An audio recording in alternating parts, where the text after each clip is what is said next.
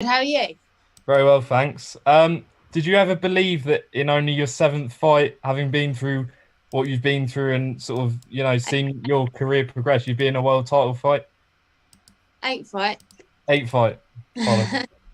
um, no, it's all gone really quickly. It's all moved quickly. But the weird thing is that they've moved the fight to the Copper Box Arena, which is where I had my debut, literally just 2 months ago. So it's all.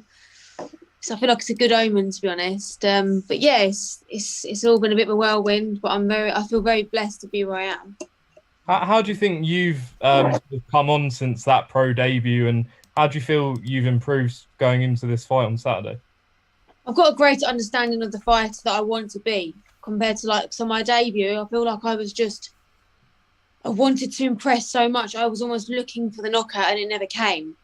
And I was loading up and I was still very much a novice. So I was making huge mistakes, and I've learned now the knockouts come when you're loose and, the shot just comes off and you're not looking for it. That's when it comes. So I've learned big things since my debut, and I'll come on a lot inside and outside the rings and sun as well, I believe. Best of luck for Saturday, Shannon. Appreciate it. Thank you. Thanks. Thanks, Jonathan. If we go to Brett from Bad Intentions Boxing, please. Cheers, Dan. Hi, Shannon. How are you keeping? Hi, Brett. I'm good. How are you? Yeah, I'm not too bad. Thank you very much. It's great to have the opportunity to speak with you.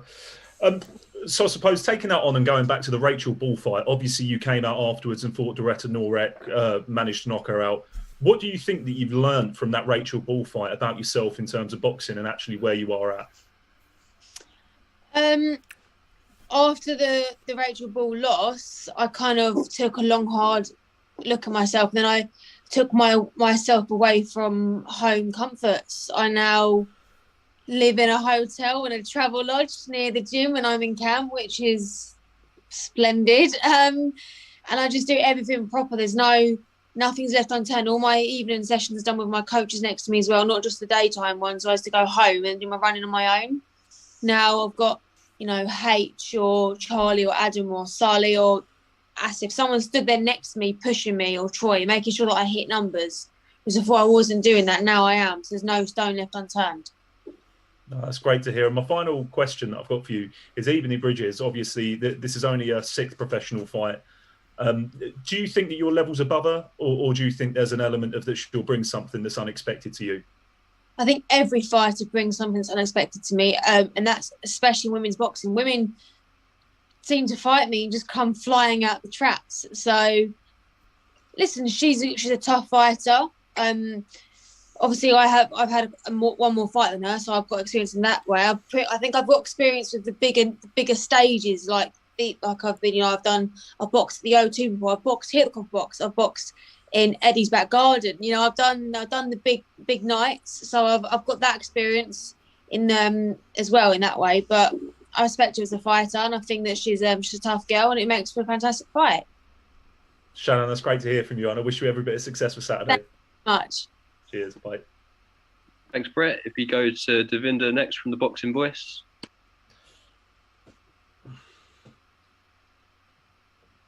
Cheers, Dan. Hey, Shannon, you okay? Hi, Devinder. How are you? I'm good. So, what have you seen of Ebanie Bridges so far in terms of her 6 fights? There's only 6 fights there. Have you studied most of them? Sorry, Devinder, you're broken up. Can you say that again? Yeah, apologies. So, what have you studied of Ebanie Bridges so far? There's only 6 fights there on tape. How much of that have you and the team studied in preparation for Saturday night? Well, she only boxed 4 weeks ago, so obviously I watched that fight. I watched it live in the morning because obviously she was in Australia, so different time zones. And I've watched her a couple more times. She's a very aggressive, come forward fighter. So we've trained for what's going to be a very tough, hard fight. And I feel like if she comes flying out and tries to be aggressive and fight me, then we've got the plan for that. And if she tries to box me, then we've got a plan for that as well. So we've covered every aspect. Absolutely fantastic. And just going on to Rachel Ball as well. If you do come out the successor on Saturday night, it's a no-brainer, isn't it? You and Rachel Ball. Do you want to revenge that loss, and how soon would you want to do that? Yes. Obviously, this has been a long camp because there's been postponements. Firstly, because of COVID, and then Rachel again. I do send out my well wishes to her because she got COVID, so she obviously had to pull out the fight, and then Ebanie stepped in. So it's been a very long camp. So obviously after this fight, take some time out to just rejuvenate my mind, my body. So I'm back firing all cylinders. And the next fight that I want after this, when I win, God willing, become world champion, I want Rachel Ball. Brilliant. Best of luck to you on Saturday night and the team, and may the best lady win. Thank you. Okay, if you go to Ames next from Boxing News TV. Ames here for Boxing News TV. Pleasure to meet you, Shannon. How are you? Hi, Ames. I'm good. How are you? Yeah, not too bad. Shannon, as someone from Watford like yourself, I've been interested in following your career, your story. It's just seeing your career, your story, and seeing how you got on. But I would like to ask about, it was disheartening to see some old social media posts brought to light, which appeared to target people in my community and others. You did put a statement out covering it, but it was deleted, and some members of the media were pressured not to report on the story. Do you think that was the way to handle and take ownership of those past mistakes? So some of the stuff that was actually put out wasn't me, it was Photoshop, but some of them were me, and I held my hands up. I can only ever apologise, and I think people that know me now and that knew me back then have seen that I am a different person. I've only ever grown. Who I was 8-9 years ago was a young-minded, ignorant, probably bit of an idiot, massive idiot young girl who didn't know anything about the world, who was drunk most of the time, who had a poor opinion. And now I'm well educated amongst all the things, especially associating with what was said, especially ones that weren't actually me that tweeted them. But because of it, I felt the need to educate myself even more. I'm surrounded by brilliant people now. I changed my life through God, and through God I found boxing, and it's now made me a better person for it. And I'm very lucky that I've managed to change my ways, and because of it, I'm now fighting for a world title because I managed to change my ways. And if that's not an example to anybody that anybody can change their life, I don't know what is. Because I wake up every day and I count my lucky stars. I genuinely appreciate your openness and your response there. What would it then mean for you to win that title on Saturday? What's that feeling going to be like? It will just mean. I don't think I can put it into words, to be honest. It will mean everything for my family, especially my mum, to see me change my life the way that I have. She's so proud of me because of who I used to be and who I now am. So to be able to kind of come home with a world title and say that I've made you proud now, that would mean everything. And just to work my side off every day, and I have done since I found boxing. So just to achieve my dream would mean more to me than anything you can imagine. There is a conversation about the fight in terms of how Ebanie Bridges is promoting herself. Do you have an opinion on the way female fighters should promote themselves in terms of furthering the sport? I said it before. I don't appreciate nor understand the way she tries to promote.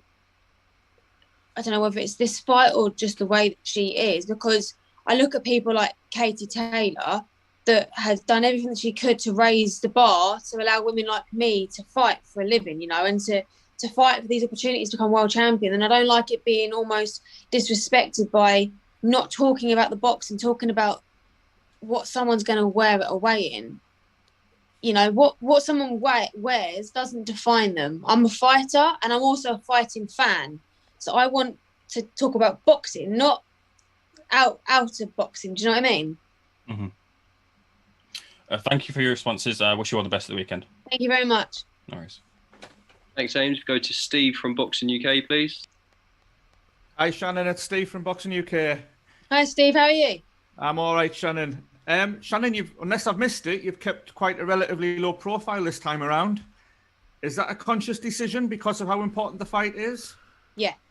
I'm just locked in, locked away, zoned in and focused. Nothing can deter my my focus right now. And I've just been working on myself, working hard behind closed doors, and hopefully Saturday night you'll see why.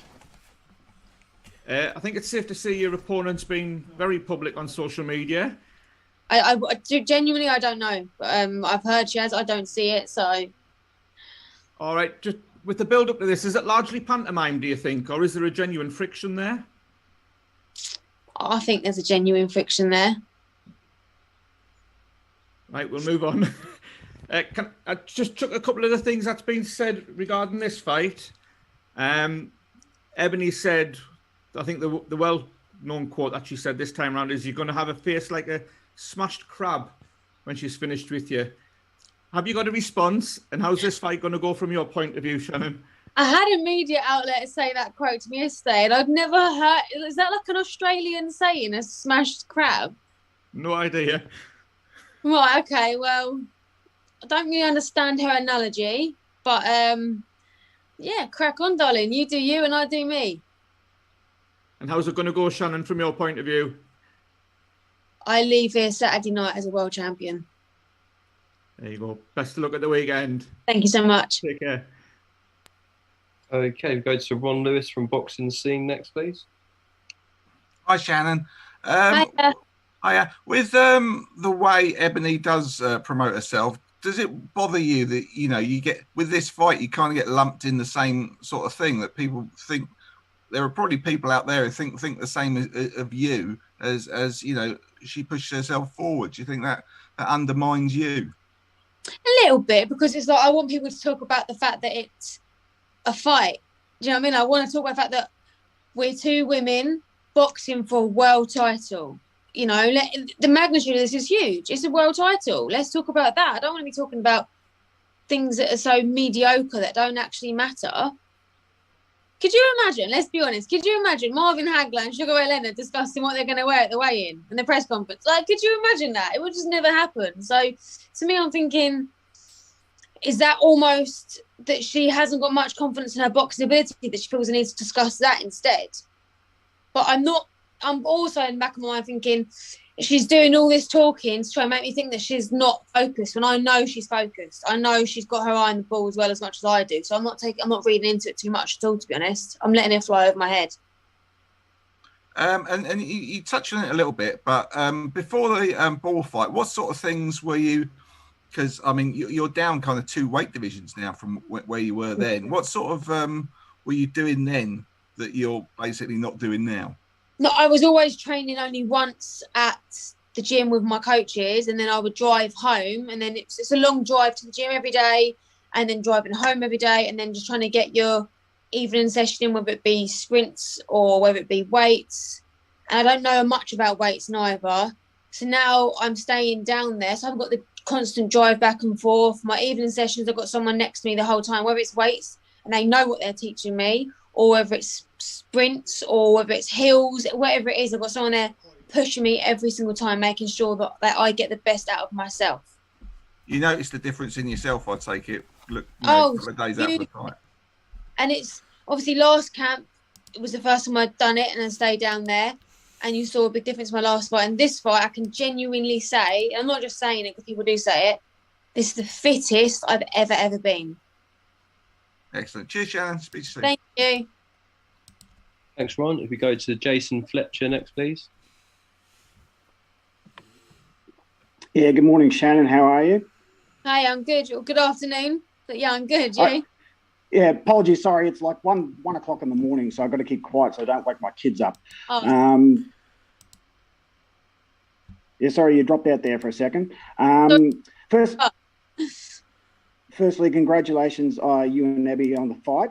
We're very happy that you guys get the opportunity to see it. As an Australian, I'm psyched.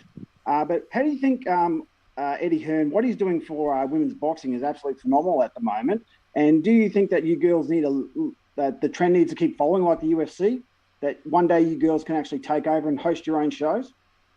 That would be amazing. You deserve it.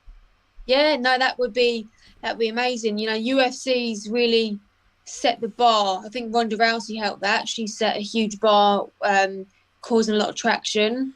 And I feel like Katie Taylor's doing that as well now for women's boxing. So if we can continue to create massive waves in women's boxing, why couldn't it end up where the UFC is? And just a quick question, your thoughts on 3-minute rounds for women's boxing? I get slated for saying this, but I actually think we should fight 3-minute round. I do longer rounds in the gym. I prefer it.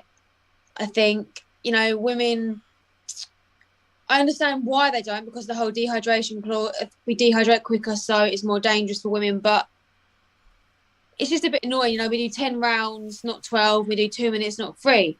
But then because of that, women's fights are so full on because it's only 2 minutes. They're very exciting. So you've got to try and see it from both sides of view as well. Yeah, I agree. And just for a bit of a laugh, smash crab is an Aussie thing. So get a laugh out of that. Explain to me, what is it? Oh, basically, you get a crab, you smash it up with the hammer, and it looks terrible. So that's basically. A nice one, Gail. Yeah. Yeah. So yeah, but basically, it's just a bit of banter. It's nothing malicious. She's just having a crack at you. It's an Aussie thing. Listen, I already know. Listen, we've been having whatever. Everyone's been saying what they want on social media between me and her. I know there's no facetiousness between it. Do you know what I mean? Yeah, absolutely. No, we're larrikins here in Australia. We never mean any malice. But congratulations to you. You girls deserve this fight. I can't wait to see it. And good luck to the both of you. Thank you so much.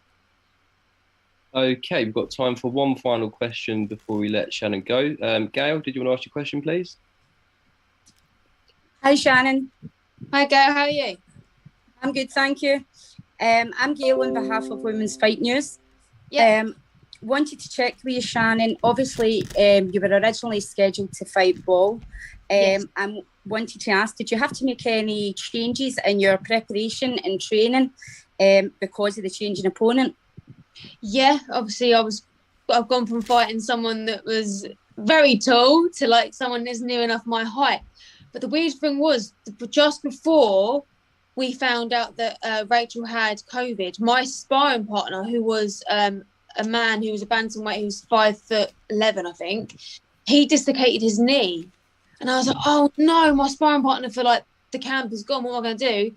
And then we found out Rachel had pulled out, and we were like, oh, okay. So it's obviously a lot easier to find sparring partners for someone like Ebanie than it was for Rachel. So that kind of was like, okay, that's not too bad. But we've changed, we're not trying to fight someone tall on cutting things like that. So we've changed quite a few, but we've still worked just as hard, if anything harder. And I'm doing everything I can to make sure Saturday night I become world champion. Well, that leads me on to my next question, because what I was going to say, what makes you confident that on Saturday you're walking away as a world champion? I'm sure this means a lot to her. I'm sure it does. There's no way it means to her what it means to me. I have put my blood, sweat and tears into this camp, and there's nothing I want more. I made a promise to my mum that I was going to become world champion this weekend, and I'm going to do it. And I'm so fired up. It means everything. And Saturday night, I will not be denied. Brilliant. I wish you the best of luck, and I can't wait to see you fight. Thank you. Thank you. Take care.